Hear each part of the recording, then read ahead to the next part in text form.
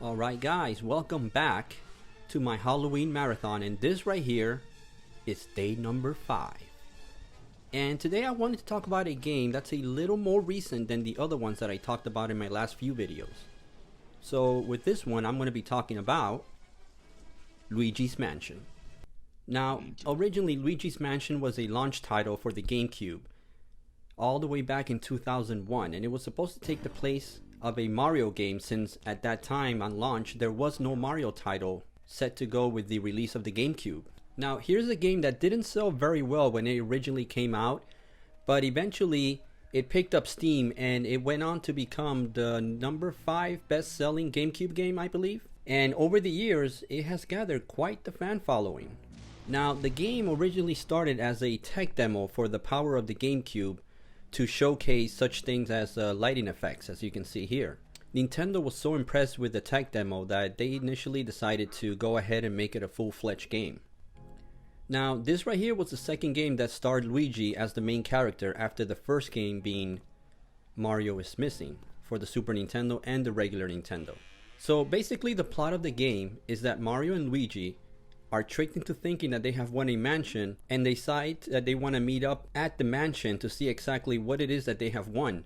But what happens is Luigi gets there and finds out that Mario is nowhere to be found, and bumps into Professor Egad, which tells him that Mario was seen heading towards the mansion, but he hasn't seen him since. So basically Professor Egad here tells Luigi that the mansion is haunted, and he gives him the Poltergust 3000 and the Game Boy Horror in order to communicate with him as he travels the mansion and captures the ghosts.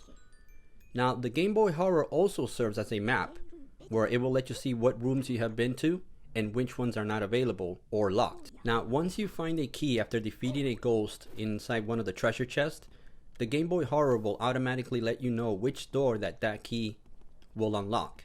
And you're also going to come upon a lot of treasure, money, coins, etc.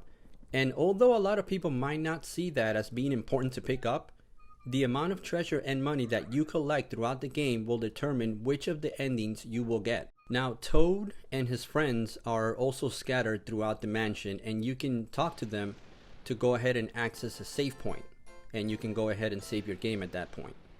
Now the main ghosts that you encounter are the ones that Professor Egad had originally imprisoned in portraits, but for some reason they escaped and are now roaming the mansion. And as you progress in the game, you're going to unlock more and more rooms, which will allow you to progress further into the mansion and different floors.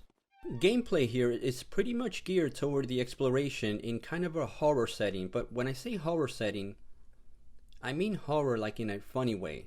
And when I say funny, I mean to say like in a Nintendo kind of way. I mean, first of all, just take a look at Professor Egad. Looks like something out of the Muppet Show. I mean, he kind of reminds me of that professor that hangs out with Beaker, but his glasses are like, I don't know, 15 times bigger.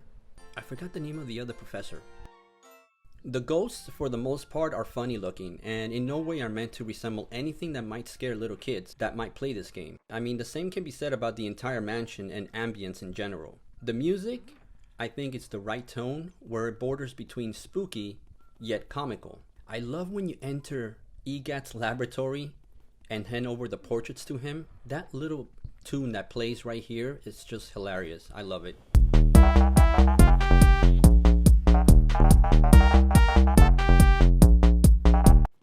And I think the soundtrack is overall quite amusing and very indicative of the type of game that you're playing. It never takes itself too seriously in trying to convey that eerie atmosphere. Now, a lot of people actually criticized the game when it originally came out for being too short. I think it's just the right amount of content where it doesn't get too boring or repetitive. You have to remember that this game was originally meant for kids, and I think the fact that a lot of people criticize it for being too short of a game is actually a testament to the great gameplay that this title brings home. The way I see it, it's kind of like when you watch a great movie and you feel like it was too short, but in reality, the movie might have been like 2.5, maybe 3 hours, but it flew by because you were having so much fun watching it. And I think that's what happens when you play this game. Now, for those of you who couldn't get enough of Luigi's Mansion, luckily Nintendo decided to go ahead and make 2 sequels, one on the 3DS and the most recent being Luigi's Mansion 3 for the Switch, which was released in 2019. But if you've never played Luigi's Mansion, just because you might think it might not be for you, or it might just seem a little bit too childish, maybe for a younger audience, don't let the visuals fool you. You get to experience a style of gameplay that was not really seen a lot back even in those days. I mean, don't pass this game up. It's well worth it. I highly recommend it. And if you're going to play it and try it out, now is the perfect time during Halloween season. Alright guys, thank you for watching. Hopefully you liked this little recap of Luigi's Mansion. Join me tomorrow for day number 6, where I'm going to be talking about a certain hidden gem from the company Sega. Until then, try not to buy any scary looking dolls from eBay. Take care.